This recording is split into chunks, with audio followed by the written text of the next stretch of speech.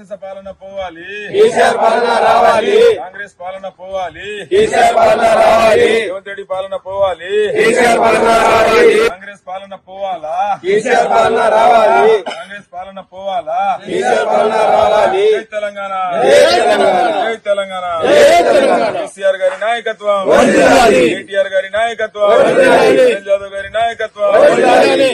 ఈరోజు ఆదిలాబాద్ జిల్లా ఇచ్చోడ మండలం ముక్రాకి గ్రామంలో హోలీ సందర్భంగా కేటీఆర్ గారి ఫోటోతో హోలీ ఆడడం జరుగుతున్నది.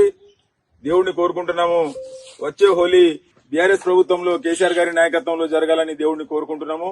ఎందుకంటే రైతులు బాగుపడాలంటే, విద్యార్థులు బాగుపడాలంటే, ఉద్యోగాలు రావాలంటే, ప్రతి రైతుకు సాగునీరు రావాలంటే, రైతు బంధు రావాలంటే, అన్ని రైతులకు న్యాయం జరగాల, ఉద్యోగస్తులకు న్యాయం జరగాల, కూలి నాలి చేస్తులకు న్యాయం జరగాల, గ్రామాలలో అభివృద్ధి కావాలంటే మళ్ళా ఖచ్చితంగా కేసీఆర్ నాయకత్వంలో బీఆర్ఎస్ ప్రభుత్వం రావాలని దేవుణ్ణి కోరుకుంటున్నాము.